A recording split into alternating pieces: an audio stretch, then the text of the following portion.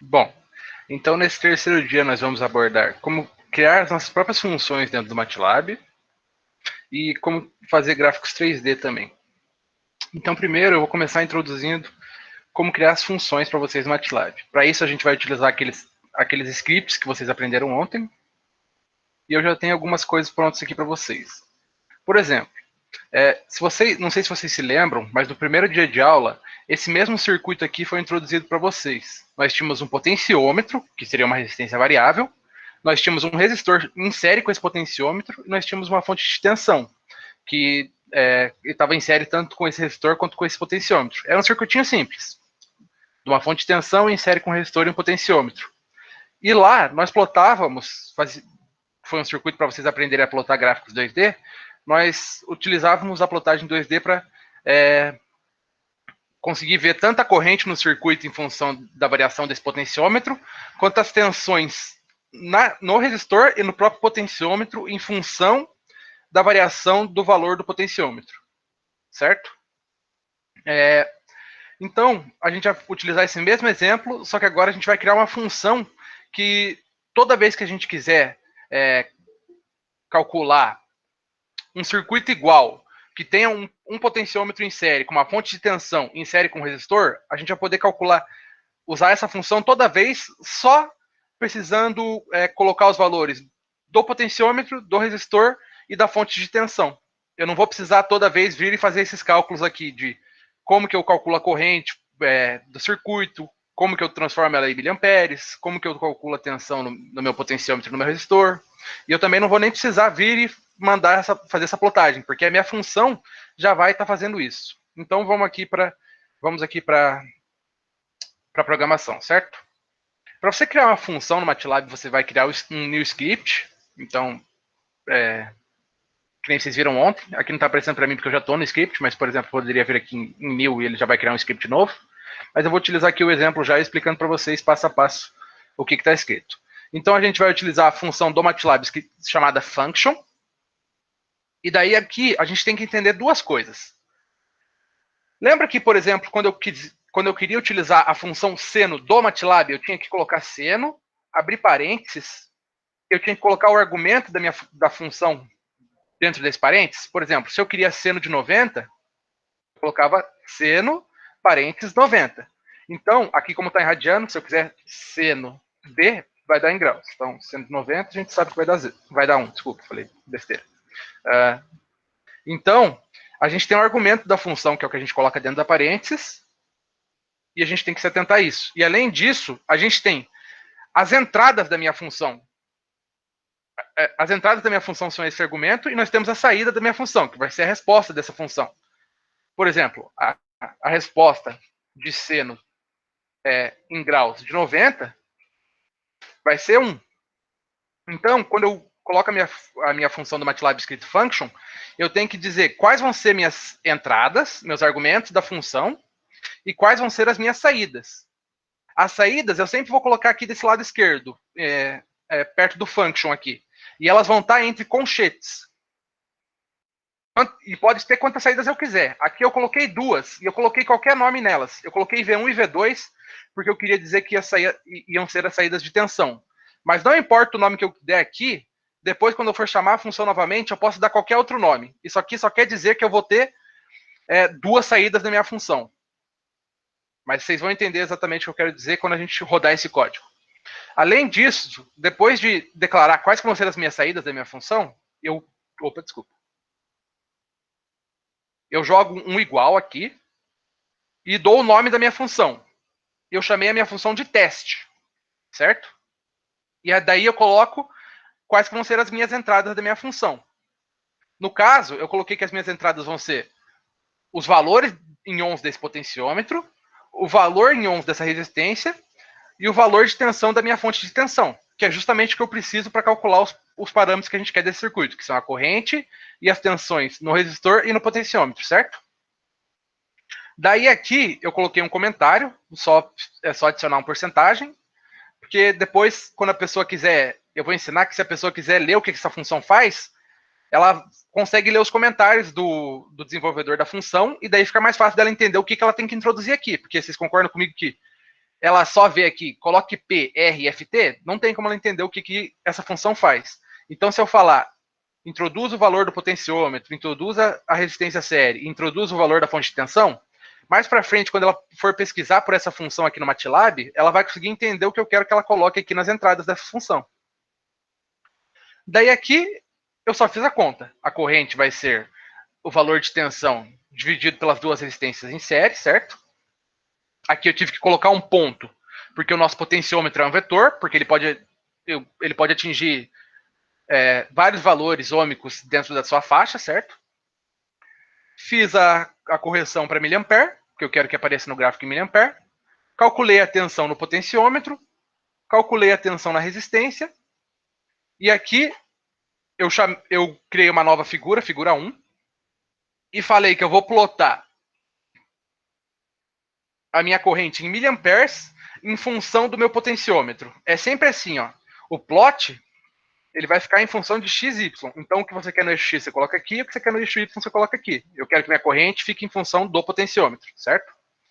E além disso, eu falei que ele vai ser C, que vai dar uma certa cor para ele, que vocês vão ver, se eu não me engano, esse ano. E além disso, eu coloquei um traço ponto aqui. Isso significa que o meu gráfico ele vai ficar traço ponto, traço ponto, traço ponto. Para vocês verem como que fica nos outros casos, eu vou tirar o traço ponto aqui, por exemplo. E aqui eu vou deixar só o ponto, para vocês verem depois. Então, beleza. Daí, como eu não quero que o próximo gráfico, que é o gráfico das tensões, fique na mesma figura, eu venho e chamo uma figura 2, porque eu quero deixar a corrente separada das tensões, certo? Então, eu venho e dou um plot. De novo, o meu potenciômetro, que é o que varia no meu circuito, eu deixo no eixo X. E eu quero saber a tensão V1, que é a tensão desse potenciômetro. E eu falei que ela vai ter a cor red. E eu deixei ela sem nenhum tracejado e nem sem um ponto. Então ela vai ser contínua, como vocês vão ver depois quando eu der plot. Agora, como eu vou plotar novamente outra tensão, eu dei um hold on aqui. Por quê? Porque eu quero que esses dois gráficos apareçam na mesma figura. Se eu não desse esse hold on e esse plot estivesse aqui, simplesmente, quando eu rodasse o código, o gráfico que ia aparecer seria só esse. Esse aqui ele ia fingir que não existe, entendeu? Porque isso aqui é uma leitura sequencial que o MATLAB faz. Ele ia plotar isso aqui e ia sobrescrever com essa informação. Então, eu ia perder as informações desse gráfico. Então, por isso que eu dou um hold on aqui. E além disso, eu vou tirar o grid aqui só para vocês verem como que fica sem grid e depois eu coloco o grid. Beleza, a nossa função está criada. Como que eu utilizo ela? Vocês vão ter que vir aqui em Save. A primeira vez que vocês forem salvar, vai aparecer o diretório. Como a minha já está salvada no diretório, eu vou vir aqui em Save As para mostrar só o que eu fiz. Aqui eu estou salvando todas as minhas funções de uma pasta que eu criei chamada MATLAB. Então ela está salva lá, certo? Vem aqui e salva. Posso substituir porque é a mesma função, não mudei nada. Beleza.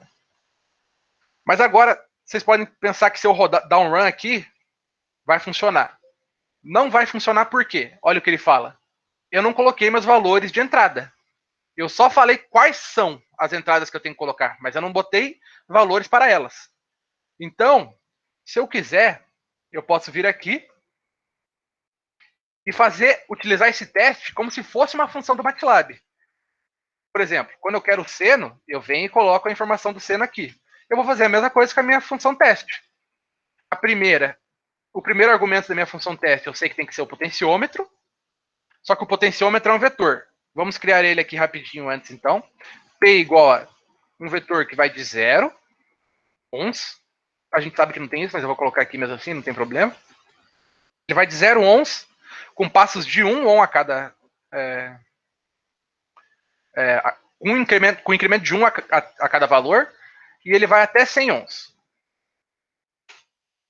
Daí eu vou criar uma resistência série de valor 10 ohms aqui qualquer. Eu vou falar que eu estou alimentando o circuito com uma fonte de tensão de 5 volts. Então, agora eu posso chamar minha função teste, abro parênteses, que nem eu faço com as funções do MATLAB. No primeiro espaço do argumento, eu vou colocar o meu P, que eu criei a função, eu sei que é o P que eu tenho que usar aqui, certo? Abro uma vírgula para colocar o próximo argumento. R, a minha resistência. Vírgula novamente. FT, que foi o que eu chamei aqui a minha função, a minha fonte de tensão, certo?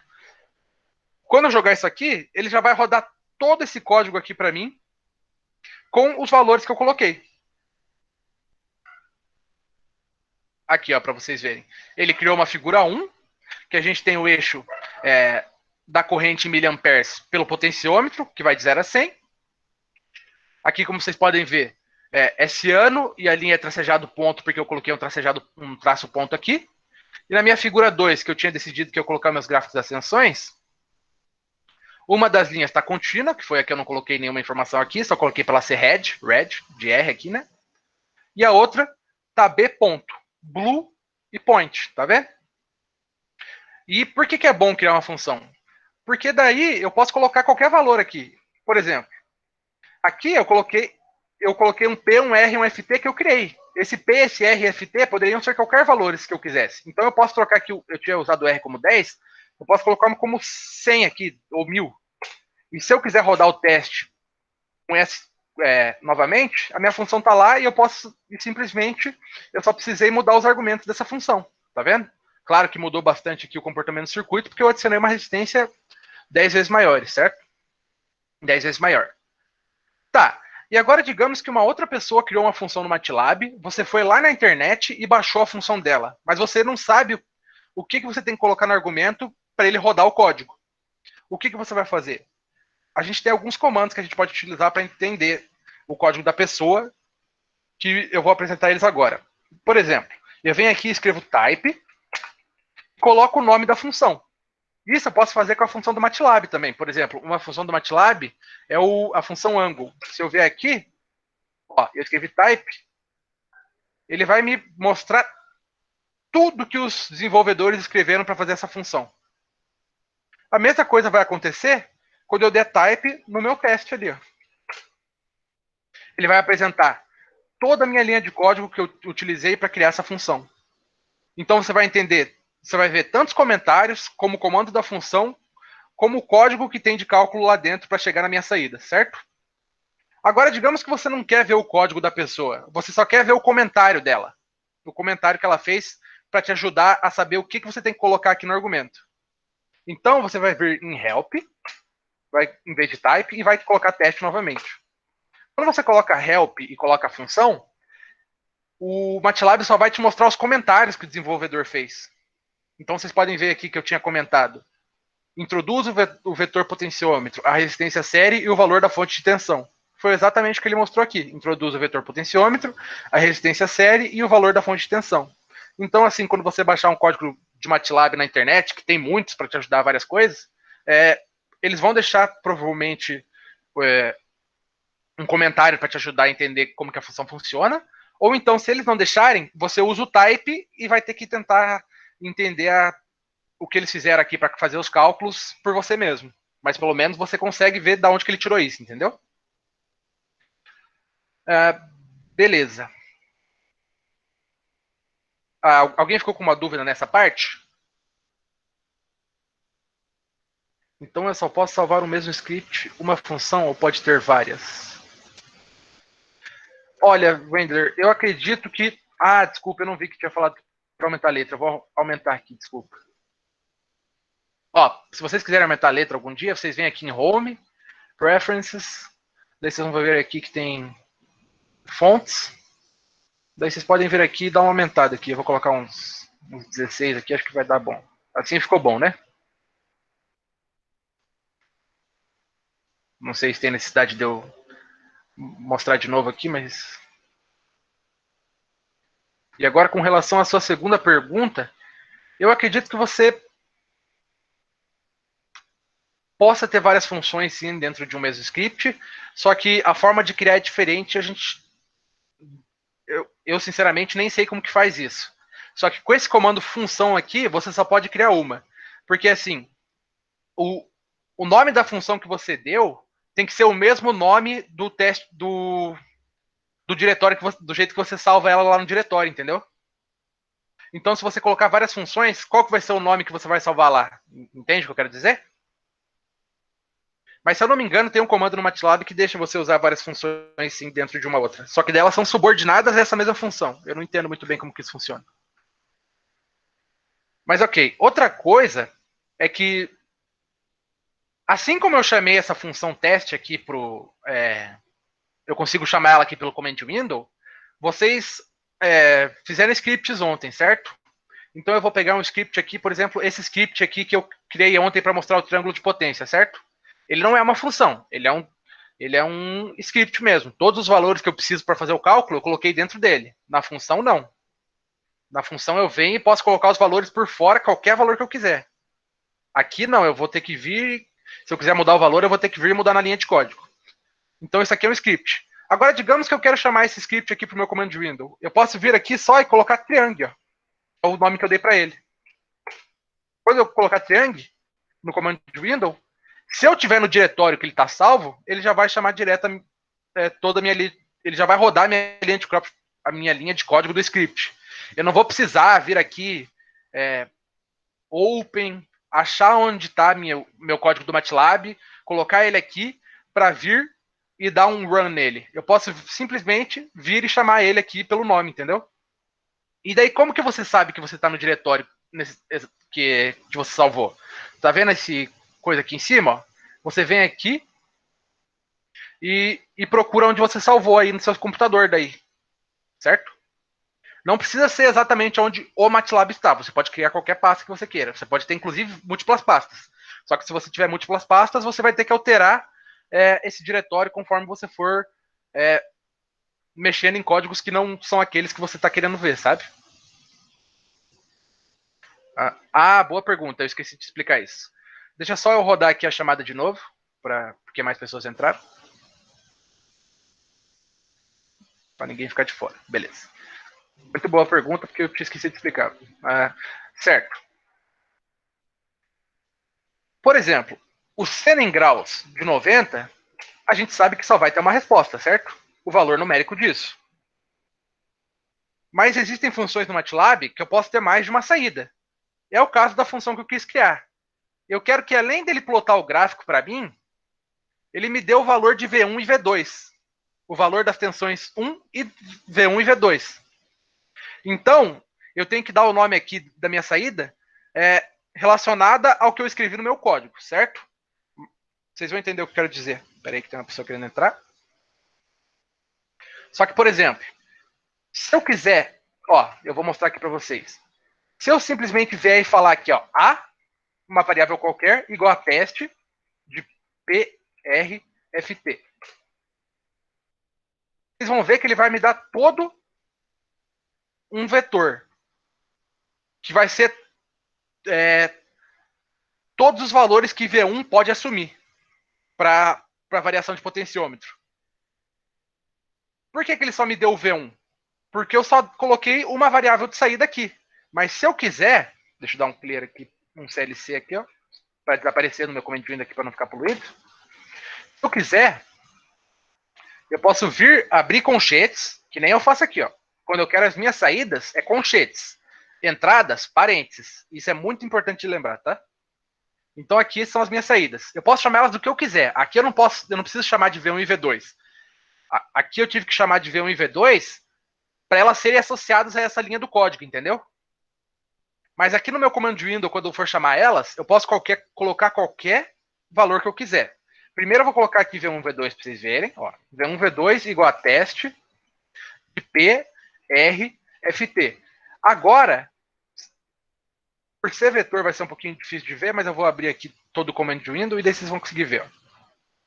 Vocês vão ver que ele me deu de saída tanto o V1, são todos os valores que ele pode assumir para o potenciômetro mudando, quanto o V2, todos os valores que o V2 pode assumir para o potenciômetro mudando, certo? Então isso é para quando eu quiser mais de uma saída da minha função. Agora, só para mostrar para vocês que realmente eu posso dar qualquer valor para essas saídas aqui fora, eu vou colocar x, y. Eu vou fazer a mesma coisa, teste PRFT. Vocês vão ver que o MATLAB vai criar para mim, novamente, um vetor x que são todos os valores que V1 pode assumir, e um vetor y que são todos os valores que o V2 pode assumir, certo? Isso é para quando você precisa de mais de uma saída no seu código. Que é muito comum, na verdade, se a gente for pensar. Então eu vou dar novamente um CLC, que significa Clear Console, que ele vai limpar aqui o comando de window para a gente, para não ficar poluído. O clear, ele sempre limpa o workspace, tá? As variáveis. Então, A não ser que, se você não quiser apagar as variáveis, não dá clear. Eu não quero aqui, porque eu não preciso disso nesse caso. Ficou claro o motivo de usar o conchetes V1, V2? Então, beleza. Se alguma outra pessoa não tiver entendido ou tiver alguma outra dúvida, pode perguntar. Tá. Então, basicamente, sobre funções é isso. Eu não vou dar um outro exemplo aqui de função, porque a sintaxe da função é essa. Agora, o que você vai fazer dentro dela é criatividade ao limite, certo? Então, eu vou começar a mostrar os gráficos 3D para vocês. Beleza. Aqui eu já tenho outro código pronto. Eu criei um vetor t que vai de menos π até π. Opa, alguém abriu aí? Ah, como muda a espessura da linha, certo? Tá. Deixa eu chamar a função teste aqui.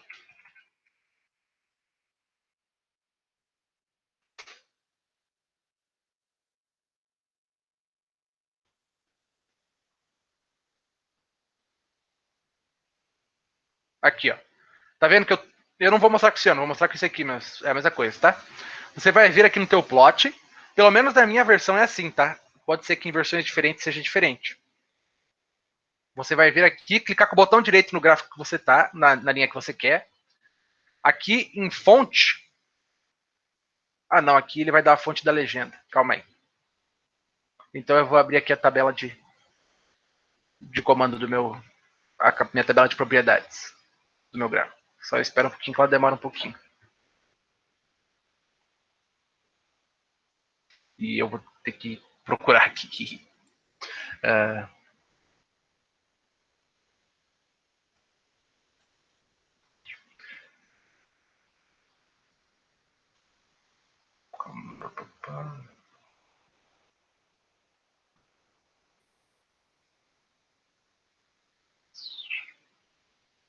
Deixa eu ver se eu mudar isso aqui. Acho que isso aqui só muda da legenda. No Simulink a gente faz assim. Daí. Bom, Wendler, eu não tenho essa resposta de imediato porque eu não costumo usar esse comando, certo? Mas no final da aula eu posso ver isso para você, beleza? Porque para eu poder continuar aqui. Mas eu vou te responder sim. Fica tranquilo. Deixa eu ver essa outra pergunta. Entendi, mas no caso se meu código eu precisar plotar muitos gráficos, tem algo que eu coloco dentro do comando plot para mudar a espessura? Sim, tem esse comando também. Eu posso mudar tanto ali pela tabela de propriedades quanto por um comando. Mas eu não, se eu não me engano, eu acho que eu sei o comando. Vamos ver aqui, ó. Se eu não me engano, esse comando ó, eu vou dar um clear aqui. Vocês estão vendo que na minha figura 1 tá aqui ainda. Eu vou vir aqui de novo e eu vou ver como que é o comando plot dela. O comando plot dela é P, tensiômetro, a corrente miliamperes. Aí eu coloco que ele vai ser enciano, traço ponto, e agora eu venho e coloco entre aspas simples, se eu não me engano, line width, vírgula, o tamanho da linha que eu quero. Se eu não me engano é esse, vamos ver. Não tenho certeza absoluta.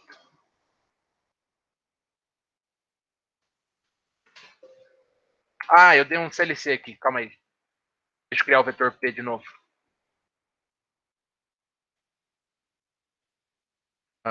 P vai de 0 até, com passos de 1 até 100. Meu resistor vai ser 10. E minha fonte de tensão vai ser 5. Eu vou chamar meu teste para PRFT de novo. Deixa eu achar aqui. E daí eu vou vir aqui, copiar esse comando.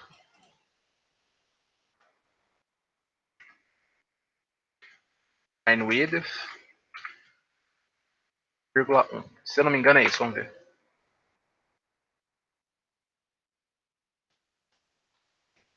Ah, tá. Eu não posso fazer isso, sabe por quê? Eu estou fazendo uma besteira aqui. Outra coisa é que quando você usa a função, esses valores do cálculo dentro dela não são jogados aqui por workspace. Só o que é jogado por workspace é realmente a saída, entendeu? Então é por isso que não está dando para eu fazer isso aqui. Eu vou fazer aqui rapidinho, ó. IMA. Vou calcular o valor do IMA aqui rapidinho, pra gente conseguir fazer isso. IMA. Dá pra escrever o line read dentro do código também. Posso fazer isso. Vai mais rápido. Readers, vírgula 1. Daí quando eu chamar meu teste aqui, se a função estiver certa, ele já vai fazer essa grossura diferente no gráfico. Vamos ver. Vamos colocar 5 aqui para ver se vai mudar. Mas antes eu tenho que dar save, né? Salvei. Ó, tá vendo? É esse comando. E daí você podia... Isso eu fiz para a figura, para o plot da corrente. Eu posso fazer para o plot da tensão 1, posso fazer para o plot da tensão 2. Fica a seu encargo. Beleza? Respondi a tua pergunta? Tá. Então, vamos aqui para os gráficos 3D agora. Ou alguém tem mais alguma pergunta sobre outra coisa?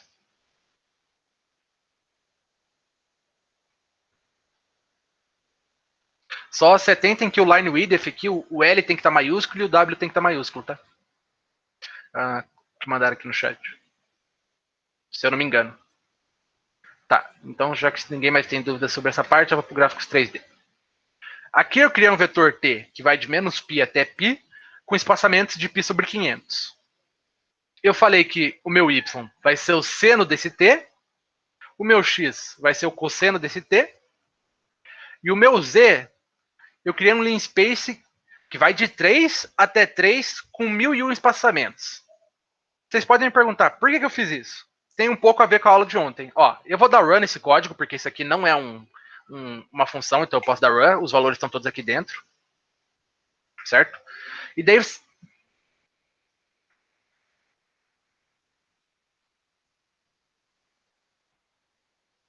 Calma aí que ele tá rodando, não sei porque ele tá demorando. Rodou. Tá. Isso aqui a gente vai ver mais pra frente, calma aí. Eu só quero mostrar pra vocês ali no Workspace. Se vocês forem ver no Workspace aqui, ó, o meu T, o meu vetor T, eu consigo... Aqui tá um pouco pequeno, mas confia em mim, ó. Eu tenho a minha variável T aqui e tá escrito que ela é um double, ou seja, um número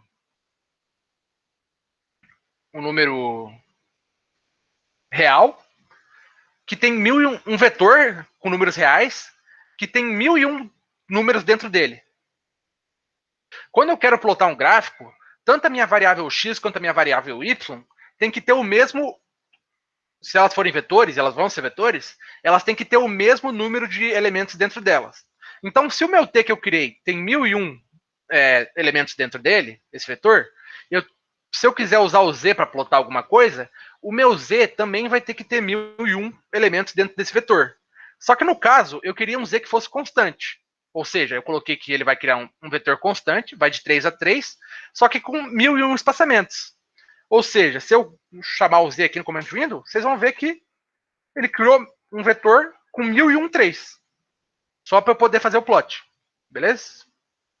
Então, aqui a gente faz aquela estratégia do subplot, porque eu quero que na mesma figura eu tenha vários gráficos que não se sobreponham. Eu coloquei 2 por 2, porque eu vou querer colocar 4 gráficos, e aqui eu quero, na primeira posição, eu quero simplesmente plotar x, y. Ou seja, eu quero plotar o y como sendo seno de t e o x como sendo cosseno de t. E isso vai estar na minha figura 1.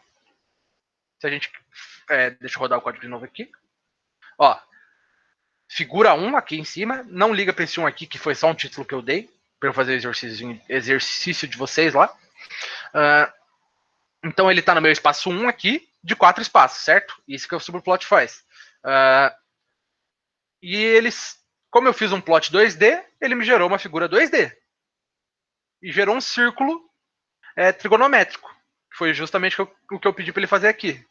O y vai ser seno de t, o x vai ser cosseno de t. Um círculo trigonométrico. Beleza. Agora, eu dei um subplot, fui para o meu espaço 2 das minhas 4 figuras, e eu usei o plot 3.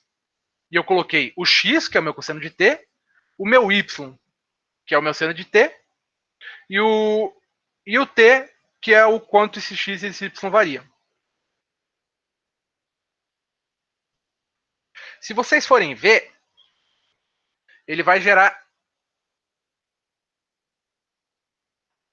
Ah, calma aí. Tá errado aqui, ó. Ó, então eu vou adicionar uma outra coisa. Esse código aqui tá errado. Tem esse negócio aqui chamado breakpoint.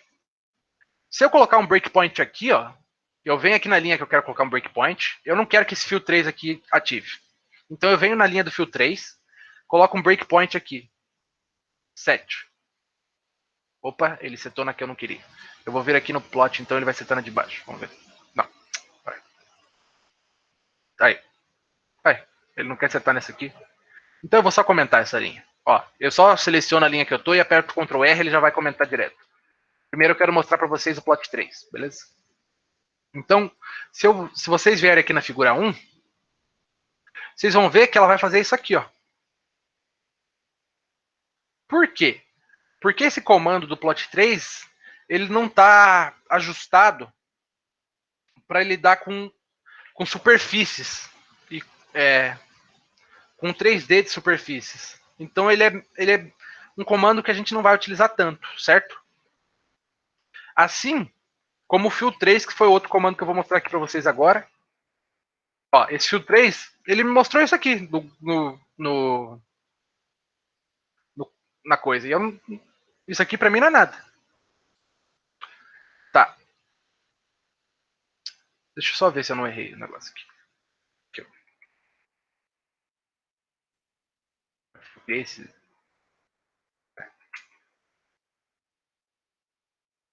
Ah, tá. Erro meu. Eu falei que não vai ajudar em nada, desculpa. Deixa eu comentar esse código aqui de novo, porque eu não quero que ele me atrapalhe.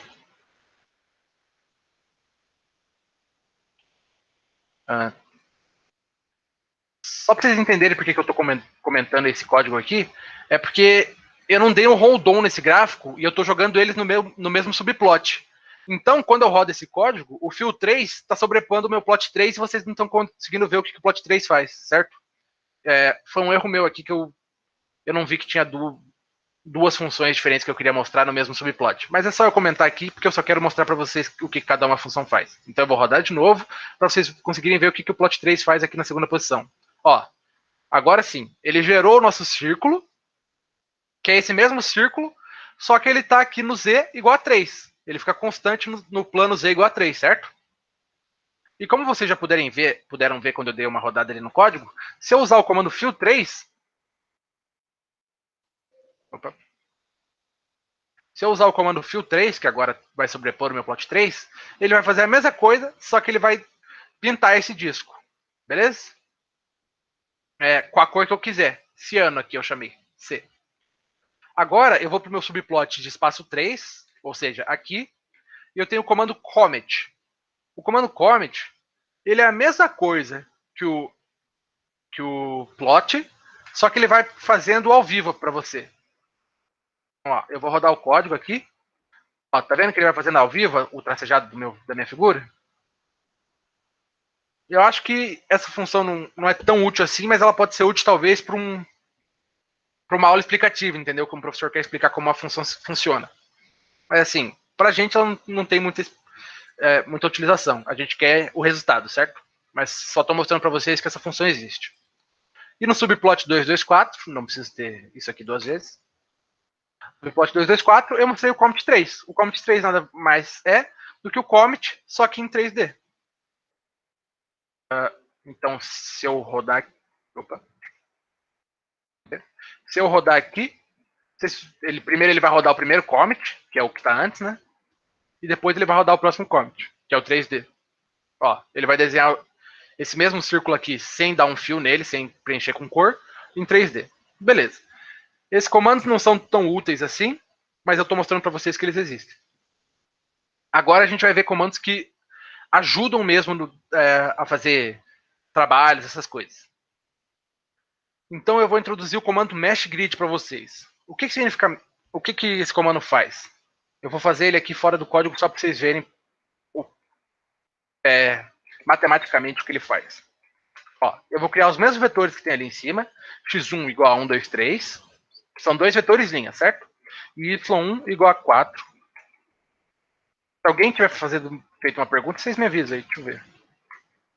Beleza. y igual a 4, 5, 6. Criei esses dois vetores e vou fazer, ó, esse comando mesh grid é outro comando que eu tenho duas saídas. E eu quero as duas saídas para mostrar as saídas para vocês. Então, eu dei um outro nome de variável aqui, xzão e yzão. Ah, só um adendo. Se eu tivesse chamado isso aqui de xzinho e isso aqui de yzinho, e as minhas saídas de xzão e yzão, são variáveis diferentes, tá? O MATLAB entende como variáveis diferentes. É meio óbvio, mas às vezes as pessoas podem achar que minúsculo ou maiúsculo não faz diferença. Faz sim. Então eu vou fazer o mesh grid, que é essa função do MATLAB, do meu x, dos meus dois vetores linhas que eu criei ali, x1 e y1. E não vou colocar ponto e vírgula para a gente ver o resultado. Ó, lembra qual que era o meu vetor x1? 1, 2, 3. Ele vai pegar o teu primeiro vetor que você colocou no comando do mesh grid e vai repetir ele na linha 1, 2, 3, 1, 2, 3, 1, 2, 3. E ele vai pegar o teu segundo vetor que você colocou na linha, que é o y1, e vai repetir ele na coluna 4, 5, 6, 4, 5, 6, 4, 5, 6. Por que ele faz isso? E por que ele... Para que a gente vai usar ele? A maior parte das pessoas aqui, eu acho que é caloura, talvez vocês não tenham visto nem integral. Mas a integral, mas vocês têm com certeza viram um limite. O limite uma integral, basicamente é uma somatória, só que você aplica um limite nela do índice dela ainda ao infinito. Então você faz uma somatória infinita, com o limite tendendo ao infinito. E beleza. Só que a gente também tem a integral dupla e a integral tripla. A gente vai usar esse mesh grid para emular como se fosse uma integral tripla. A integral tripla, ela vão ser 3 integrais, e cada uma vai ter os seus limites do eixo x, os limites do eixo y e os limites do eixo z. Quando a gente utiliza esse comando, o que ele está tentando fazer é exatamente isso. É fazer uma cama de gato, um mesh grid, para tuas coordenadas do x, para tuas coordenadas do y, e no caso, se você precisar, para tuas coordenadas do z. Porque quando você faz isso, você está pegando o somatório de todos aqueles pontos possíveis daquela malha. Então ela emula uma integral tripla. E ela vai ser muito útil para fazer os gráficos 3D. Eu sei que essa explicação pode ser um pouco complicada. Se vocês acharem que eu devo falar de novo, vocês me falam. Mas basicamente é para fazer uma integral tripla. Ela não é exatamente uma integral tripla, mas ela funciona parecida. Beleza. Então agora eu vou fazer isso aqui, ó. Eu vou utilizar esses meus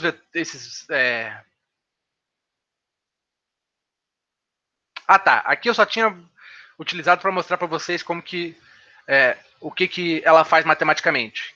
Que é isso aqui que eu falei para vocês. Repete linha e aqui repete a coluna, beleza? Então, agora eu vou fazer um gráfico com isso. Ó, aqui eu chamei um novo x1, y1, fiz um mesh grid de um vetor que vai de menos 2 até 2 com passos de ponto 2, 0.2. E o meu vetor y1, eu fiz igualzinho a ele. Vai de menos 2 até 2 com passos de ponto 2. E além disso, eu criei uma função, um z em função desse x1 e y1. Só que esse x1 e y1 não são esses aqui, ó. Isso aqui não, e nem isso aqui. Esse x1 e y1 vai ser o resultado do meu mesh grid. Vai ser basicamente como se fosse isso aqui. E isso aqui, beleza? E eu criei essa minha função z em funções desse x1 e y1. Essa função aqui é a função de um paraboloide. E aqui eu coloquei ponto e ponto porque eu estou fazendo exponenciação de matrizes. Então eu tenho que colocar o ponto para ele fazer a exponenciação certo? Beleza. E daí no subplot 221, novamente, eu utilizei o comando mesh. O que esse comando mesh faz? Ele vai fazer o teu gráfico 3D. Então, no meu eixo X, eu coloquei o meu X1, já advindo do meu comando mesh grid, tem que vir do comando mesh grid. Então eu coloquei aqui o X1, coloquei meu Y, que veio do comando mesh grid, e coloquei meu Z1, que ele não veio do comando mesh grid, mas ele é composição das saídas do mesh grid. Então ele também está mesh gridado, entre aspas. Beleza. Então a gente vai ver aqui o que a gente vai ter nesse plot. Deixa eu só ver se ninguém mais entrou para eu rodar a chamada aqui de novo. Temos 30, acho que ninguém mais entrou. Deixa eu rodar só para te carga de consciência.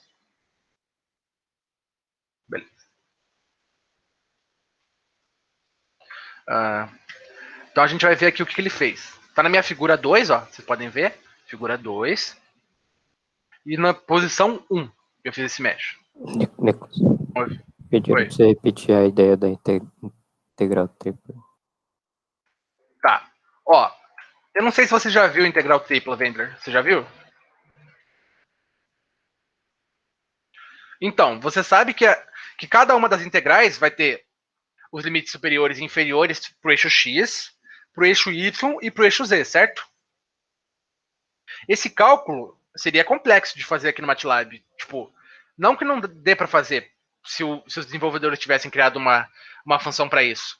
Só que exigiria muito poder de processamento, porque talvez se você já viu integral tripla, acho que você já deve ter feito alguma matéria de cálculos numéricos também, né?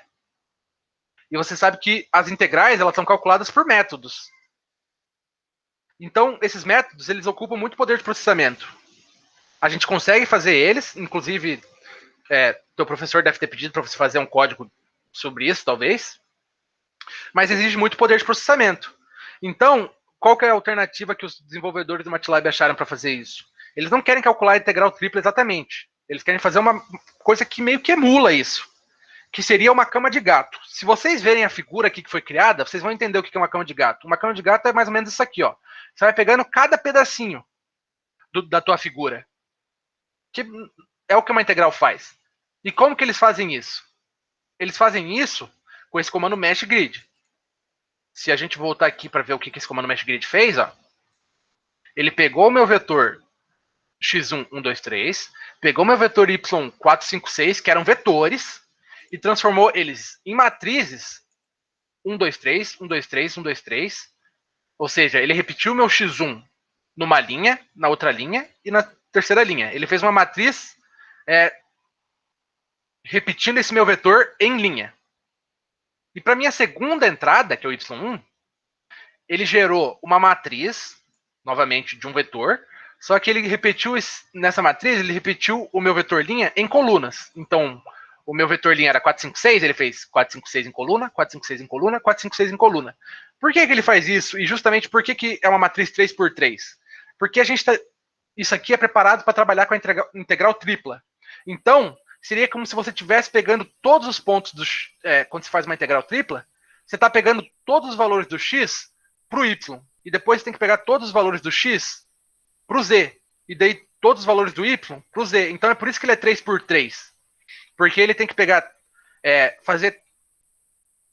todos esses pontos e fazer a integral junto com os pontos do y. Depois ele tem que pegar todos esses pontos, fazer junto com a integral do z. E dele mesmo, a mesma coisa para o y e a mesma coisa para o z. Eu não sei se ficou mais confuso ainda. Só que essa é por isso que ele é 3 por 3 e por isso que ele faz isso aqui de repetir. Entende? Para ele pegar todos os pontos do x e juntar com os pontos do y, depois ele pega todos os pontos do x e junta com os pontos do z, o y com o z e vice-versa. Eu não sei se ficou mais confuso ainda, mas seria isso. Deixa eu tomar um gole de... Ah, não tem água. Bom, vamos continuar então. Tá. Então, vou vir aqui pro meu... Tá. Eu queria mostrar o que o comando mesh fazia para vocês, certo? Vocês podem ver que ele criou um paraboloide aqui, ó. Estão vendo? Ele cria um paraboloide. Claro que ele não vai até o infinito lá, porque não tem necessidade de ele mostrar isso, mas isso aqui será um paraboloide. E o que ele faz? Ele criou essa cama de gato. Ele vai mostrando com espaços vazios dentro desse paraboloide. Mas ele cria um paraboloide. Eu só preciso colocar minhas coordenadas x, y e 1, e x, y e z, mesh gridadas. Eu não posso esquecer desse comando mesh grid, que serve para emular, entre aspas, a minha integral tripla. Beleza. Daí, se ninguém tiver alguma dúvida, eu vou para o próximo comando. No subplot 2.2, eu usei o surf. Ele faz a mesma coisa, mesmíssima coisa que o mesh, só que ele deixa colorido as malhas, ele não deixa as malhas vazias assim. Daí fica a seu encargo de consciência. Qual que você quer usar. A análise de dados você vai poder fazer da mesma maneira. Daí aqui no meu subplot 223, que é na minha figura 3, eu utilizei outro comando. Eu usei o comando contour. O que esse comando contour faz? Ele vai utilizar coordenadas dos 3 eixos, só que ele vai te dar uma figura em 2D das curvas de nível do teu gráfico. Então aqui ele está me dando as curvas de nível desse paraboloide. Para a gente, não tem muita aplicação, mas tipo, para alguém que faz matemática, física, talvez tenha uma aplicação mais concisa assim, de ver as curvas de níveis. Curva de nível de um sólido geométrico, certo? Sólido geométrico não, de uma curva 3D. E no meu subplot 3.4 eu usei o Mesh C. O Mesh C faz a mesma coisa que o Mesh e já plota ao mesmo tempo em 2D as minhas curvas de nível. E se eu quisesse, eu poderia usar o Surf C aqui também, que seria desse jeito e com as curvas de níveis. Beleza? Todo mundo entendeu a diferença entre esses comandos? Acho que sim. E daí aqui na minha figura 3, eu utilizei o comando Contour 3. Ele é a mesma coisa que o comando Contour, só que ele vai me dar as curvas de nível em 3D. É justamente o que eu tenho aqui, ó. Ele vai me dando a ideia do... Além de me dar a curva de nível, ele me dá uma ideia melhor de como que é essa figura, entendeu? Que aqui seria um paraboloide. Pode ver que ele está dando um paraboloide aqui. Beleza, esses seriam os comandos mais importantes de figura 3D. A aula em si poderia acabar aqui, mas eu vou apresentar algumas coisas que eu utilizei na minha pesquisa de gráfico 3D para mostrar para vocês como isso aqui pode ser utilizado em pesquisa e trabalhos assim, para não ficar tanto no abstrato, sabe? Simplesmente criar um paraboloide aqui e tá bom. Não. Então, a pesquisa que a gente... Opa, desculpa. Pode usar o Surf junto com o Mesh. Então, é o que eu falei, você não precisa fazer isso porque você também tem o comando Surf C, entendeu? Beleza? Tá.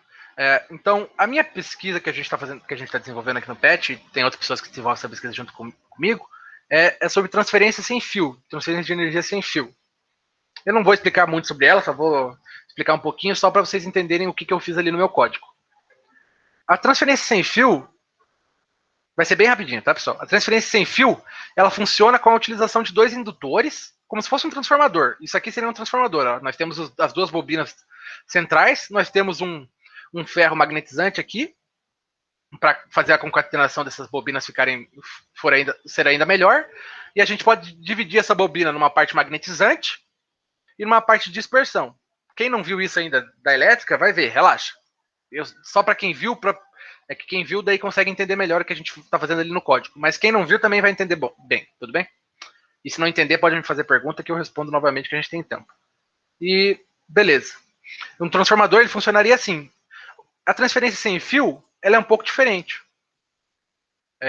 No meu caso, eu estudei a topologia SP, que ela utiliza um capacitor sério e um capacitor paralelo, que eu vou explicar para vocês para que serve. Só que ela utiliza duas bobinas aqui também para fazer essa transferência, como se fosse um transformador. Só que a diferença é que ela não utiliza o ferro magnetizante aqui no meio. Então você... As tuas bobinas elas não ficam concatenadas muito bem. E quase todo o fluxo é dispersado para fora, para o ar. Porque você não tem esse ferro, você não é sem fio e você não quer colocar um ferro aqui porque não é para ser como transformador. Só que, como toda transferência vai para fora, para o ar, basicamente, a eficiência é muito baixa. Você não joga quase nenhuma potência aqui para o lado direito. Então, o que você faz? Você adiciona capacitores tanto no secundário quanto no primário, desse teu transformador, entre aspas, para eles compensarem os indutivos. Então, primeiro você vai fazer a compensação do secundário, depois você vai jogar essa carga lá para o primário, e vai fazer a compensação do primário em si, mais o conjugado do secundário. Daí existem as fórmulas para isso, tem todo o desenvolvimento de fórmula para você conseguir achar quais são os valores desses capacitores, dessas bobinas, etc. E é justamente nisso que eu usei o MATLAB para me ajudar. Eu obtive esses valores aqui que funcionam para fazer uma transferência sem fio, utilizando o MATLAB. Eu vou mostrar para vocês como que eu fiz isso. Deixa eu só voltar aqui para poder ver a pergunta de vocês, caso tenha. Então, é esse código aqui que eu utilizei. Vocês podem ver, ó. Os parâmetros que eu queria analisar desse circuito, para esse código que eu fiz, eu queria saber qual seria a tensão que eu teria que entrar no primário e qual seria o rendimento do meu circuito, certo? E para isso eu fiz um gráfico 3D para entender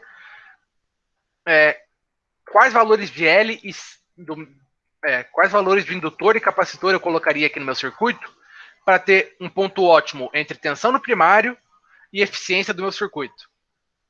Certo? Como que eu fiz isso?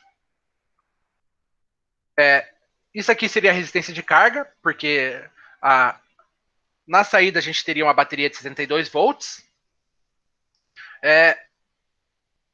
A gente teria uma bateria de 62 volts e a gente teria uma corrente de 69, alguma coisa. Então já estava decidido qual seria a nossa resistência de carga. Setei ela aqui, RL, RLoad 1.0368. E daí, o que eu fiz com meus indutores? Eu não sei qual indutor que eu vou escolher. Então eu vou criar um vetor numa faixa que eu acredito que seja factível para esse problema. No caso, como a gente já tem um tutor, ele já sabia mais ou menos qual faixa que a gente deveria utilizar esses indutores, porque ele já trabalhou muito com isso, então ele não sabe qual valor de indutância tem que ter, obviamente, mas ele sabe em qual faixa que essas indutâncias tinham que estar. Então a gente colocou aqui essas indutâncias, L1 e L2, numa faixa de 10 a menos 6 a 10 a menos 3.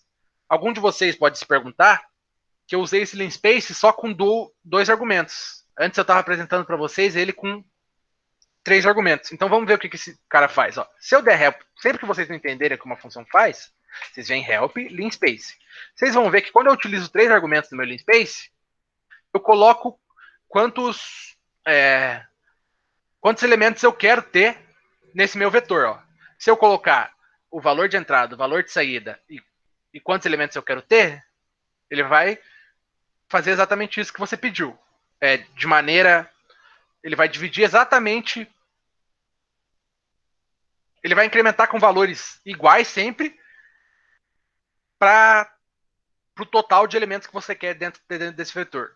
Agora, se eu colocar só 2 valores, ele simplesmente vai entender que você quer 100 valores dentro desse vetor, entendeu? Então aqui é como se eu tivesse colocado a minha indutância inicial, a minha indutância final e 100. Mas eu não tenho necessidade disso, porque o programa já pega isso como automático. Foi o que eu fiz para L1, foi o que eu fiz para L2. Ambas eu coloquei na mesma faixa. Aqui a gente tem uma frequência que vai passar. Outra coisa diferente do transformador é que normalmente o transformador ele opera em 60 Hz, 50 Hz, que é da nossa rede de transmissão e distribuição. Só que aqui a gente tem que trabalhar em alta frequência. Por quê? Porque alguns de vocês já devem saber, vendo nas matérias de eletrônica de potência, por exemplo, ou até às vezes em eletrônica você já vê um pouquinho disso, que quanto maior a frequência, menores vão ser os nossos indutores e capacitores. E isso é muito bom porque a gente precisa deixar o projeto barato, pequeno, eficiente. Então a gente trabalha numa frequência maior. Beleza. Como a gente chega nessa frequência não cabe ao momento. Então olha aqui o que eu fiz. Eu não sabia quais indutâncias eu queria. Eu fiz um mesh grid da faixa de indutâncias que eu tive. Ele fez a mesma coisa que eu mostrei ali para vocês anteriormente. Ele criou aqui eu tenho um vetor, ele criou uma matriz que repetiu esse vetor em todas as linhas dele. E para L1. E para L2, ele criou uma matriz que repetiu todo esse vetor em todas as colunas dele. Para fazer literalmente uma malha. Numa malha a gente tem que ter os fios na horizontal e tem que ter os fios na vertical, certo? Então é isso que esse comando mesh grid faz. Ele cria uma malha com os fios na horizontal e os fios na vertical. Para você conseguir pegar todos os pontos daquela integral. Beleza. Daí aqui a gente tem um circuito, um parâmetro do circuito, que também não vem ao caso. É só um valor aqui que é do circuito. A gente tem o nosso C2 e o nosso C1, que são bem importantes, que vão ser nossos elementos de compensação. Como chega nessa fórmula para o C2 e como chega nessa fórmula para o C1 também não vem ao caso. Mas vocês podem ver que elas dependem desses parâmetros anteriores. Então elas também vão ser matrizes. Esse L1, esse L2, como elas dependem do L1 e do L2, também vai ser matriz. Certo? E o R1, que é a resistência intrínseca da bobina 1, e o R2, que é a resistência intrínseca da bobina 2, eu deixei setado aqui. Apesar de que eu vou mostrar para vocês depois que você não precisa necessariamente setar esses valores. Porque na realidade você não vai ter eles setados. Né? Beleza? Daí eu tenho a minha corrente do secundário, que eu tenho várias formas de calcular. Eu tenho outras correntes aqui, que são parâmetros do meu circuito, corrente do primário, que não vem ao caso aqui, mas que elas vão servir para a fórmula para minha tensão do primário e para minha eficiência do circuito, que era o que eu queria obter a partir dos gráficos. Então eu tive que fazer todos os cálculos delas aqui, fazer o desenvolvimento, descobrir quais que eram as formas de rendimento dessas correntes. E daí eu cheguei aqui, ó, que a fórmula do rendimento depende de todos esses parâmetros. Resistência da carga, resistência da bobina 2, resistência da bobina 1, a indutância da bobina 2, aquele M lá que eu não vou explicar para vocês o que é, o R2, a resistência da carga, etc, etc, etc. E o que eu fiz? Eu criei um comando surf, que no meu eixo X vai pegar todos os valores das minhas indutâncias L1, só que já mesh gridado. Ó, lembra? Sempre que a gente for usar o comando surf ou o comando mesh, a gente usa as minhas saídas do mesh grid. No eixo Y, eu queria todas as minhas indutâncias possíveis para L2. E no meu eixo Z, eu queria ver como que o rendimento se comporta quando eu mudo L1 e quando eu mudo L2. Certo? E o V1, que é a tensão no primário, eu queria saber quanta tensão no primário eu ia ter que jogar para ter esses valores de indutância, capacitância e rendimento. Eu fiz a mesma coisa. Eu cheguei na expressão relacionada aos parâmetros do circuito e fiz a mesma coisa. Criei uma superfície que vai me dizer qual que é a tensão que eu tenho que jogar no meu circuito com base no L1 e no L2 que eu escolher. Então eu vou rodar o código aqui, vocês vão ver o que vai aparecer nas minhas figuras. Calma aí. Deixa eu só fechar e rodar de novo.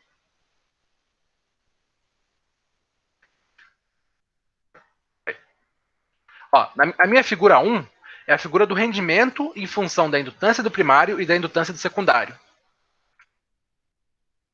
Então, vocês podem ver que vai ser essa curva ela depende das características da tua topologia, do teu circuito, do que você está fazendo. Só que no meu caso é essa figura. Aqui eu tenho o meu eixo X, que é a minha bobina do primário. Aqui eu tenho o meu eixo Y, que é a minha bobina do secundário. E aqui eu tenho o rendimento. Então vocês podem ver que eu posso passar no mapa aqui o mouse pelos pontos. E eu vou ver, ó, por exemplo, isso tudo que está em azul aqui, vocês podem ver que está muito próximo de zero de rendimento. Então eu já sei que todos esses valores de bobina eu não vou poder pegar. Eu não posso usar um circuito que tem 11,9% de rendimento. Ali meu Z, não sei se vocês conseguem ver. 11,9% de rendimento é pífio. Então, vocês podem ver que o surf, inclusive, ele já pega e deixa cores frias para valores baixos no eixo Z e cores mais quentes para valores mais altos no eixo Z. Então vocês podem ver que aqui eu tenho uma eficiência maior, o Z já está em 94%, ele já me deixou com cores mais quentes para já ficar fácil de eu procurar o que eu quero. Outra coisa que eu posso vir aqui é nessa Open Property Inspector. Aqui, para vocês pode ser diferente, tá? A versão do MATLAB é muito diferente. Aqui em Color Map, em vez de deixar parula, eu vou deixar em Jet, o HSV, que tem um espectro de cores maiores. Aqui ele inverte, ele deixa cores quentes para valores de Z mais baixo e cores mais frias para valores de Z mais alto. Mas ele tem um espectro de cores maiores, como vocês podem ver. Então você consegue ver melhor aonde que você tem uma variação maior, dependendo da tua variação de indutância ou de qualquer outro parâmetro que você esteja utilizando no seu circuito, certo? Então aqui eu sei que eu quero ter uma eficiência alta, então eu vou ter que pegar nesses roxinhos aqui, ó. Se eu pegar aqui mais para baixo, já, ó, minha eficiência já cai para 70. Então tem que ser nessa parte. Eu não tenho escolha, eu quero uma eficiência alta. Então o que eu posso vir fazer? Eu posso vir aqui pegar nessa mãozinha. Opa, não é na mãozinha. Eu posso vir aqui esse rotate aqui, ó. Eu posso vir e deixar meu gráfico entre aspas bidimensional. Ele ainda está tridimensional, mas eu quero ver ele assim. Por que eu fiz isso? Não que você vá fazer isso na análise tua, mas é que na minha análise, se você perceber, eu tenho um vale de uma montanha e eu tenho um platô, certo? Mais ou menos. Eu sei que todos os valores que eu quero vão estar nesse platô. Então, eu vou deixar de uma maneira que eu consiga ver esse platô, simplesmente. Eu não preciso ver toda essa parte aqui de baixo. Eu só preciso ver o platô. Se der para eu ver o platô, a minha análise fica até mais fácil. Então eu vou vir aqui e deixar de uma maneira que eu consiga ver o platô. O resto que está aparecendo aqui, não me importa, porque eu sei que eu não vou querer rendimento na faixa de 10%, 30%, 40%, 50%, 60%. Eu vou querer valores de rendimento de 90% para cima. Que eu sei que está no meu platô aqui, que está roxo. E daí, ele some com o meu eixo Z, ó, tá vendo? Aqui eu tenho minhas indutâncias do primário e aqui eu tenho minhas indutâncias do secundário. Daí se eu for passando o mouse aqui, Eu sei que eu só quero esses valores em roxo. Ó, 86%, 91%. O que eu posso tirar disso? Eu sei que, ó, vocês estão vendo que a minha eficiência roxa aqui, que é a que eu quero, ela tá só numa linha de X? Só nesse eixo do X aqui, ó? Só nessa parte? Todo o resto de X é tudo horrível? Então eu sei que o meu L1, para essa topologia, vai ter que ser ou aquele valor de 0,00046, que é 404 micro Henry, ou vai ter que ser esse mais baixo aqui ainda. Vamos ver quanto que é. Deixa eu pegar isso aqui, que fica mais fácil de colocar o ponto ali. Ou vai ter que ser 424 microhenry. Então eu sei que meu L1 para esse projeto está limitado entre esses dois valores. Agora, como que eu vou escolher o meu L2? Vocês podem falar, eu vou ver aqui no L2 que dá a maior eficiência. Mas eu tenho que ver qual a tensão primária que ele vai exigir para mim. Porque pode ser que ele exija uma tensão primária de 5.000 volts. Como que eu vou fazer isso? Pode ser que na vida real eu consiga fazer, mas eu estou fazendo um projeto de pesquisa, eu tenho que fazer um protótipo primeiro. Então eu tenho que fazer uma coisa factível. Então eu não vou poder fazer só por essa análise desse gráfico. Mas eu sei que eu vou querer nesses pontos aqui. Então aqui a gente vai para o segundo gráfico. Esse aqui é o gráfico da tensão no primário, em função das minhas indutâncias. Aqui vocês podem ver que ele é um gráfico diferente. E que, ó, tem pontos que ele exige uma tensão muito alta. Eu não vou conseguir, do meu laboratório, chegar numa tensão de 2.000 volts. Sem correr perigo, provavelmente. E sem fazer alguma besteira. Então, para não fazer besteira, a gente vai ter que trabalhar com tensões menores. Eu vou vir aqui de novo na minha tabela de propriedades. Deixa eu ver se alguém falou alguma coisa. Beleza? Vou vir na minha tabela de propriedades. Vou deixar HSV, que eu gosto. E é isso aí. Aqui, de novo, eu sei que eu vou poder rodar. Para fazer a análise mais fácil. Pode ser que no de vocês não seja assim, tá? É porque, basicamente, eu sei que eu não vou querer essa base vermelha aqui. Então eu posso rodar aqui. E mesmo que eu queira, ela tá aqui, tá vendo? Na verdade, acho que eu sempre posso rodar, porque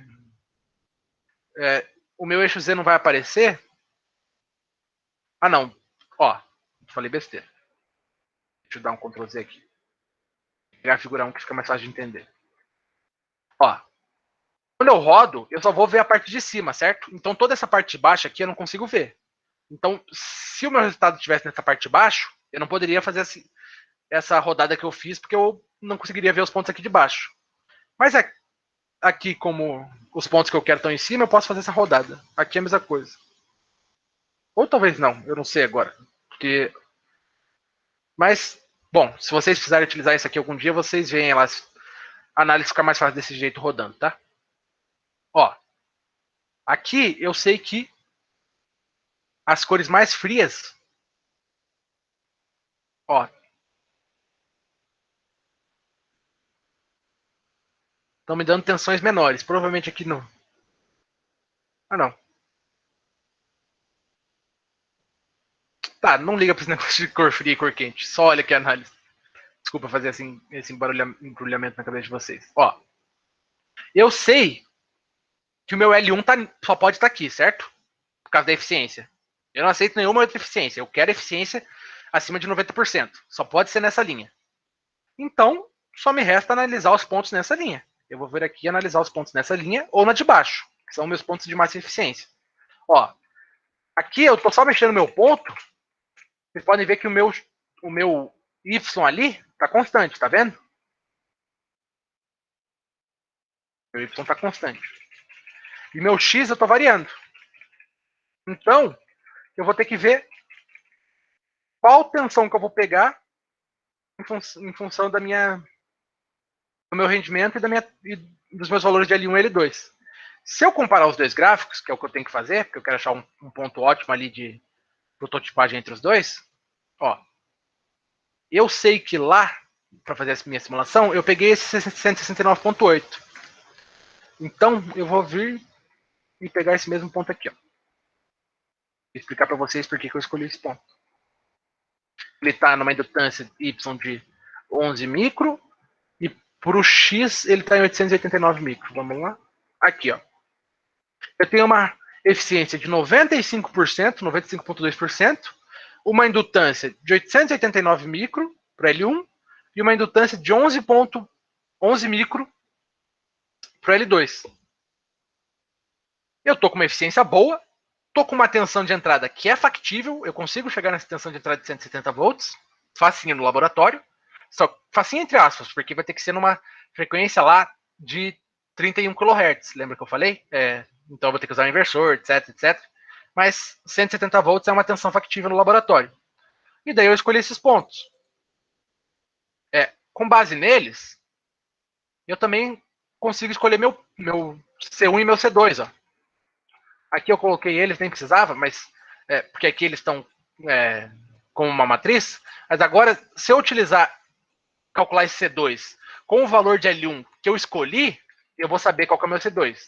Se eu calcular o meu C1 com o valor de L2 e L1 que eu escolhi, eu vou saber qual que é o meu C1 que eu vou precisar. Sabendo meu C1 e meu C2, eu já consigo montar meu circuito.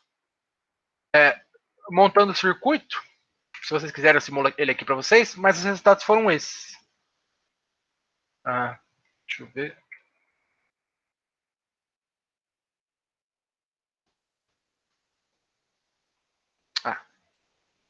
Vou abrir aqui.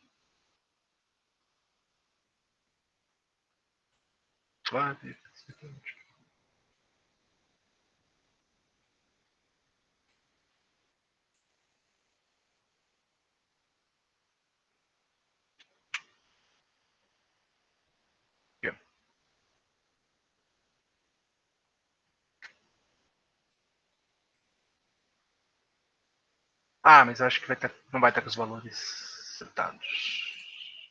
Acho que essa simulação aqui vai estar. Só um minuto.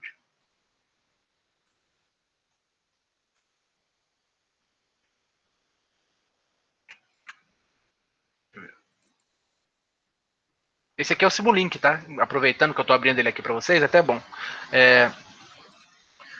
O Simulink, ele vem junto com o MATLAB. E ele é uma ferramenta essencial, porque aqui a gente não faz com códigos, aqui a gente faz com blocos.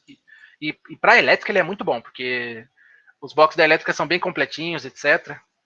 E ele é utilizado bastante para controle, para técnica de controle, para disciplina de controle e automação. E a gente vai, o PET nosso vai ministrar um curso dele também, daqui 2 semanas, na semana do dia 20. Então, quem quiser participar, os cursos são complementares, é bem bom fazer os dois, porque, inclusive, os dois programas, tanto o Simulink quanto o MATLAB, eles se conversam entre si pela interface do MATLAB e pela interface do Simulink. Então, você consegue jogar coisas que você calcula no MATLAB para o Simulink, ou coisas que você calcula no Simulink para o MATLAB, essas coisas. Então, aqui, ó, se eu não me engano, se o Simulink já vai dar certo, vou mostrar para vocês que com aqueles valores que eu obtive lá pelo gráfico, eu consegui fazer minha transferência sem fio. Ó, eu estou entrando com aquele 168.9 eficaz. Lá aquele cálculo é para eficaz, então aqui estou multiplicando por raiz de 2 para colocar o pico, porque ele pede o pico nessa fonte. Frequência de 31 kHz, mais ou menos. Os capacitores que eu calculei com base no meu L1 e L2. As resistências intrínsecas. As bobinas que eu calculei lá pelos gráficos, 889 micro e 11.09 micro. E se eu fizer aqui, a gente vai ver que eu consegui chegar na tensão de saída bem tranquilinho, tá vendo? E como que eu sei que minha tensão de saída tá certa? Lembra que eu falei que eu ia utilizar uma bateria de 72 volts? Se eu fizer esse 100 aqui dividido pela SQ32, vai dar mais ou menos aqueles 172 volts. É que eu não sei exatamente qual valor que está aqui, mas é muito próximo desses 72 volts, tem a perda da eficiência, certo? Aqui, claro que eu não poderia jogar isso na bateria, isso aqui está alternado ainda, eu teria que retificar e tudo, mas quando eu retifico, eu posso controlar a saída do meu butt. Eu posso controlar qual valor que vai ter ali na minha saída, com técnicas de controle, e daí eu posso chegar nesses 72 volts contínuo na bateria, certo? Então, só para mostrar aí para vocês uma utilização disso para uma pesquisa. Em relação a esses conteúdos, deixa eu ver, eu acho que eu não tenho mais nada para mostrar aqui para vocês. Eu não tenho mais nada para mostrar para vocês. Então, se vocês tiverem alguma dúvida, alguma coisa que não ficou clara, alguma curiosidade, vocês podem fazer pergunta aí. Se não, acho que a gente pode terminar por aqui também. Espero que tenha sido proveitoso. É isso aí. Sim, sim. Eu acho que eu apresentei ele. No 2D é o Contour e no 3D é o Contour 3. Eu tô com o código pronto aqui, eu passo para você aqui de novo, para você ver como funciona. Ó, pode ver aqui que... Ah, não, Contour não, Comet. Ó, Comet sem nada e o Comet 3. Eu vou rodar esse código. Ó, primeiro ele vai rodar o Comet 2D, que é o Comet sem nada aqui. E depois, já no próximo plot, ele já vai rodar o Comet 3 aqui que eu pedi. Só que não tem muita utilização. Pelo menos eu não vejo assim, sabe? Pode ser que tenha. Não pensei. Eu não precisei disso nunca. Mas é isso. O MATLAB, para estudante, ele também é pago, viu, Neif? Ele é relativamente mais barato, mas... ó, eu vou entrar aqui para você ver. Mas ele é carinho. Eu tava dispensando vocês já, mas eu vou apresentar mais uma coisa para vocês entenderem que ele pode ficar ainda mais caro. Ó, a versão base dele, $55. Só que daí tem algumas coisas que vêm inclusas. Ó, vem isso aqui incluso, isso aqui incluso, isso aqui incluso. Daí já chega aqui no Global Optimization Toolbox, já não é mais incluso. Esse aqui, esse toolbox já não é mais incluso. Esses toolbox não são inclusos. E o que são esses toolbox? Eles são divididos entre as funções que a gente utiliza aqui do próprio MATLAB. Então pode ser que se você não tiver algum toolbox aqui, pode ser que tenha alguma função que você não consiga usar. Claro que essas funções que a gente apresentou são as funções mais básicas, elas não são funções específicas de alguma área. Porque o MATLAB pode ser utilizado pela matemática, pela física, pela engenharia, pela biologia, como eu vou mostrar aqui para vocês, para deep learning, para inteligência artificial. Então, esses toolbox, assim, que são para coisas mais específicas, eles vão ser pagos separadamente. Então vai ficando mais caro ainda a sua licença. Mesma versão de estudante. E basicamente o Simulink, todos os toolbox deles são pagos. Então, por exemplo, esse Simscape elétrico que a gente utiliza na engenharia elétrica, vai ter que pagar, porque senão você não vai conseguir simular um circuito de engenharia elétrica lá, entendeu? Isso é um pouco complicado. E só para você ver, você pode achar essa versão de estudante cara, a versão normal, tem uma versão para empresa e uma versão para... Vamos ver aqui, MATLAB Licenses. É uma versão para uma pessoa que não é de uma empresa, não é de um campus, uma universidade. É mais caro ainda. Ó, o Standard, $2.350. Se eu quiser licença perpétua. Educação, que se for numa academia, numa UFMS, numa universidade, $550. Você pode pagar. Para usar na tua casa, $95. Só que o Standard é se você quiser usar como produto comercial. E eu não sei muito bem quais são os problemas legais que você pode ter se você usar um home ou um standard assim, mas esse standard ele fala que você tem que usar quando você quer utilizar o MATLAB como um produto mesmo, para criar produtos. E o estudante daí, certo? Tá. Deixa eu ver o que mais que foi perguntado.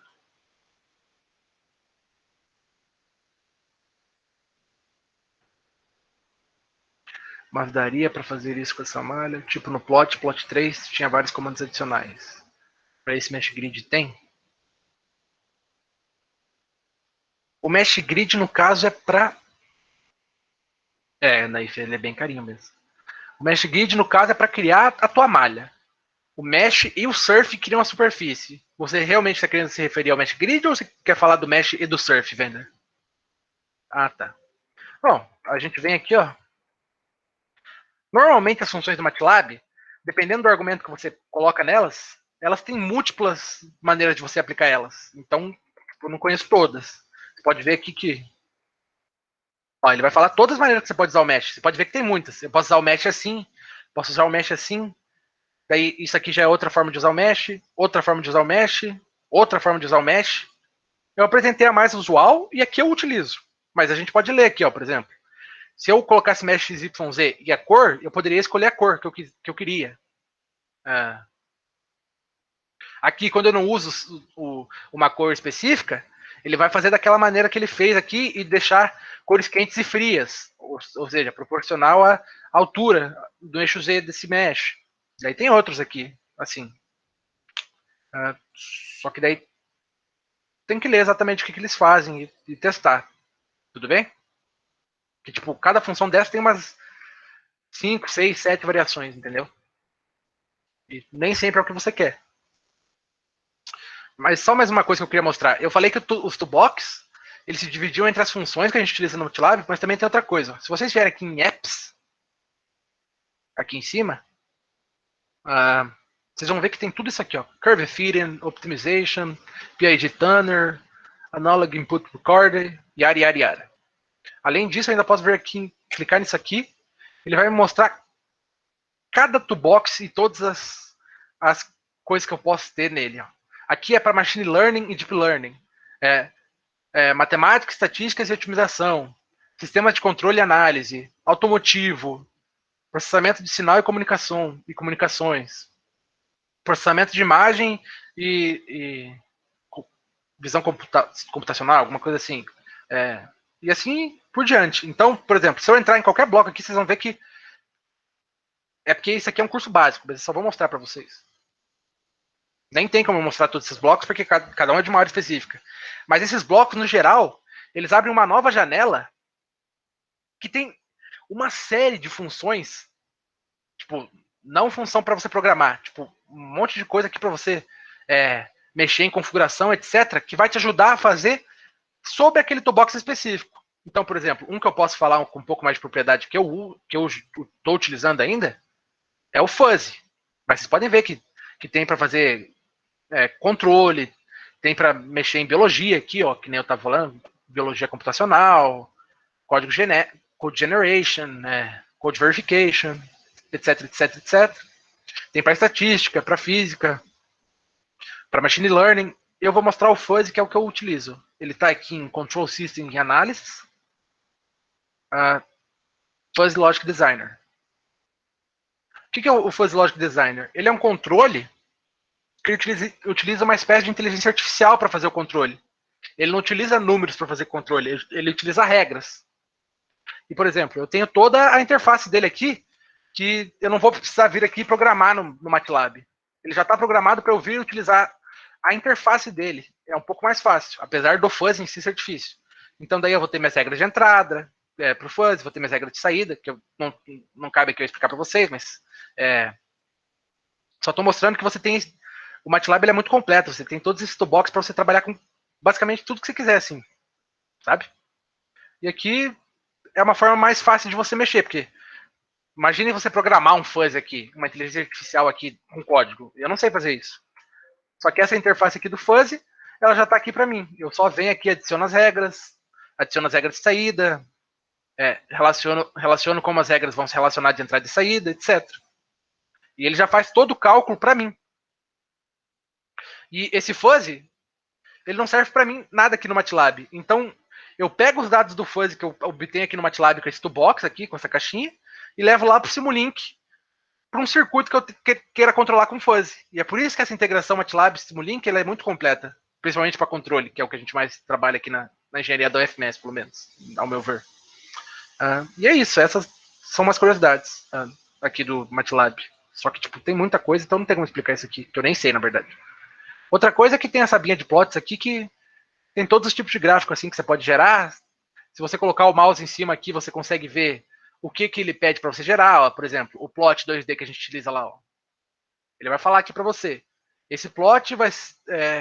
para você conseguir usar esse plot, você tem que inserir uma matriz, um vetor, ou um time series, uma série do tempo. Ou dois vetores barra matriz de tamanhos compatíveis, que é aquilo que eu estava falando. Entendeu?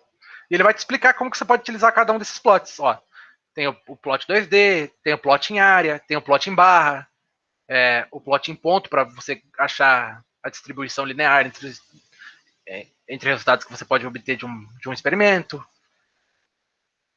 em formato de pizza, em formato de histograma, etc, etc, etc. Então, não tinha como a gente apresentar todos os gráficos aqui, até porque a gente nem utiliza todos os gráficos, mas vocês podem vir aqui, se vocês algum dia precisar usar um semilog, por exemplo, um log-log, vocês vêm aqui e vê como que ele é utilizado, entendeu? E vocês também veem que ele existe. Então vocês sabem que você pode utilizar ele. Beleza? Seria isso. Se ninguém tiver mais nenhuma pergunta. Ah, sim. Então, essa parte extra, eu não vou fazer nenhum código dela aqui, beleza? Eu não estudei sobre essa parte extra, que eu apresentava outro tópico antes, nos outros minicursos de MATLAB que eu dei, apresentava sobre polinômios, e eu não estudei sobre essa parte extra. Mas, assim, por que eu decidi não apresentar para vocês? Porque eu já fiz códigos com elas, assim, para também, eu fui uma das pessoas que escreveu essa apostila, e eu já fiz códigos para ver como que funcionava, mas eu nem lembro mais porque eu nunca utilizei isso aqui. Porque eu sei mais ou menos como que ele funciona. Ele funciona como se fosse uma gaveta com arquivos. Então você cria uma gaveta e dentro dessa gaveta você pode colocar vários arquivos com os arquivos dos peixes, os arquivos dos números, os arquivos das casas, entende? E daí você pode abrir essa gaveta e puxar qual arquivo você quer. Só que assim, nunca utilizei. Então, por isso que tá como extra aqui, entende? Ele tá bem explicadinho aqui na apostila para quem quiser ver. Tipo, se você seguir o passo a passo aqui que tá na apostila, você vai conseguir entender o que o comando cell, o comando structure faz e qual deles é a gaveta e qual deles é o arquivo. Porque dentro de uma gaveta você pode ter vários arquivos de vários tipos, entendeu? Ele funciona mais ou menos desse tipo. Mas eu nunca utilizei. Ele é uma curiosidade assim do MATLAB. Outra coisa, por exemplo, que você pode ver que tem aqui nos extras são esses comandos aqui, ó. White, Podimo, Vibes e Lawrence. Não serve, eles não servem para nada. Tipo, se eu ver aqui o Y, é uma coisinha assim para o MATLAB brincar com a gente. Ó. Ele vai dar uma frase aleatória. Ó. The bald programmer obeyed a good tall programmer. Ele vai gerando frases randômicas assim, que são meio que brincadeirinhas. O Tipotdimo. Ele não é em si uma brincadeira. Ele demonstra o que um dos toolbox aqui do MATLAB pode fazer para gerar sólidos 3D. Eu não sei se alguém já viu o SolidWorks, mas ele serve para criar esses componentes 3D assim. E daí o MATLAB estava criando o próprio toolbox para a gente também conseguir fazer isso, sabe? Só que é um curso básico, não tem como apresentar isso, eu nem sei como que mexe para fazer um bule de chá, por exemplo. Só que esse tipo de é uma função que já mostra que existe essa como se fazer isso aqui no MATLAB, entendeu? Daí se eu, por exemplo, usar o Vibes ali, ó, só vai abrir isso aqui. É só uma coisa do MATLAB só para ficar legalzinho. Pode deixar mais rápido, pode dar slower, mas não serve para nada. E Lawrence é a mesma coisa. Ele vai te mostrar um negócio de buraco negro lá. É isso aqui, mas não serve para nada. Beleza? Ó, o próximo minicurso vai ser o minicurso de Simulink, na semana do dia 20. Vão ser 4 dias de minicurso. Inclusive, um deles vai bater no feriado de Tiradentes, mas, bom, tá todo mundo em casa, eu acredito que não vai ter problema. Eu recomendo muito que assista o Simulink, porque a gente acaba utilizando ele muito, muito, muito mesmo. Beleza? Se ninguém mais tiver nenhuma pergunta, Eita, de fãs eu nem tenho como fazer, Vendor, porque eu também tô aprendendo, cara. É difícil, viu? É muita matemática. É porque o fuzzy, ele usa a matemática fuzzy, é uma matemática totalmente diferente. Então. Mexe com. Isso é da hora. Nosso professor comentou um pouco sobre isso também, mas. Para fazer o controle, você pode ver que tanto aqui no toolbox de controle, ele indica o fuzzy, tá vendo? Mas tem ele também deixa você fazer uma junção do neuro com o fuzzy, tá vendo? Aqui no sistema de controle. Mas deve ser ainda mais complexo, então tô longe disso por enquanto. Estamos longe disso, né? Aqui na nossa pesquisa. Entendi. O nosso é mais de eletrônica de potência, mas não tem como fazer eletrônica de potência em controle, né? Então. Mas bom, é isso. Eu vou mandar aqui o.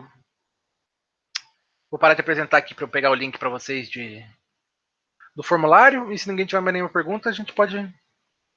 Ó, o cara que cuida do certificado tá assistindo aí, mano. Se ele quiser te responder, é o Lucas Gutierrez. Vamos ver se ele tá aí. Ele tá aí, mas não sei se ele tá ouvindo.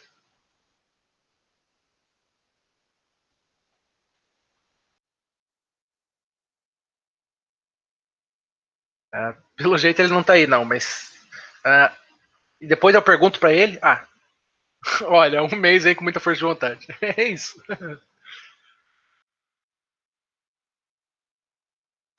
Deixa eu pegar o formulário aqui para vocês. Só um minutinho. Quem quiser ir saindo também, se não tiver nenhuma pergunta, pode sair que daí eu mando o formulário lá no grupo também, tá bom? Obrigado pela presença de vocês Beleza, e é valeu. isso Uma aí. boa noite aí pra vocês aí também. Valeu.